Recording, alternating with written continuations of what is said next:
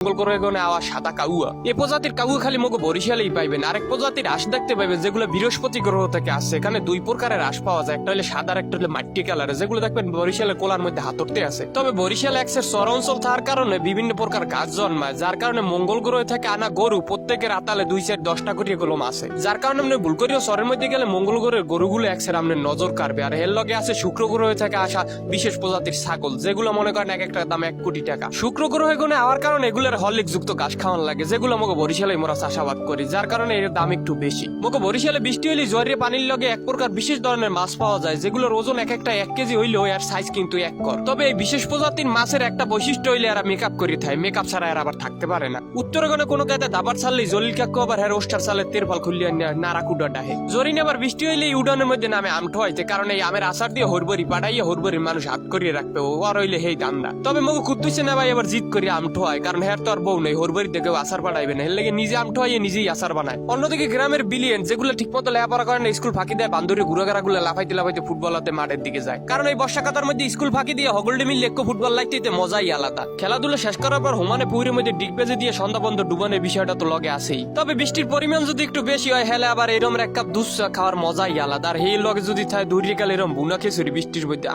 Media মুখ মারিয়ে। তবে বরিশাল 30 গোডাউন বিশেষ ধরনের একটা যন্ত্রের তলে 2 জন মানুষ, এরা কারা, কোত্থেকে এলো এরা? এই প্রশ্নকেই মোর মনের মধ্যে সারাদিন ঘুরঘুর করতে আছে। তবে এখানে কথা আছে, আপনি যদি ভুল করিয়া মুখ বরিশাল বর্ষাকালে করতে আন, তবে হতাশ হইবেন না। কখনো দেখতে পাইবেন বৃষ্টি, কখনো প্রকৃতির অসাধারণ রূপ, মানে এক কথায় অসাধারণ লীলাভূমি প্রকৃতির বরিশাল বর্ষাকালটায় অন্তপক্ষে। এর লেগে যারা সাদে জমি কেনার চিন্তা ভাবনা করতেছেন, হের সেই একটু বেশি দাম দিয়ে হলো বরিশালে জমি কেনেন, ঠকবেন না। কারণ এরকম সুন্দর দৃশ্য আর আপনি কোনারে দেখতে পাইবেন মগো বরিশাল ছাড়া। গেডিরে সোজা করে সিনারা টান করে সামনের দিকে আড়া বাজাইলি দেখবেন রাস্তার গুলে ব্যাঙ্গে একসের লাফালাফি করতে আছে। আটখালা যাইয়ে দুঃসা খাইতে খাইতে বৃষ্টির মধ্যে হুগনা আকাশে তারা গনবে রাত্রি আন্দারি রাত্রি। আন্তরিকভাবে দুঃখিত, দেশের পরিস্থিতি খারাপ থাকার কারণে অনেকদিন পর ভিডিওটা দিলাম। ভিডিওটা সবাই বেশি বেশি লাইক কমেন্ট শেয়ার করবেন।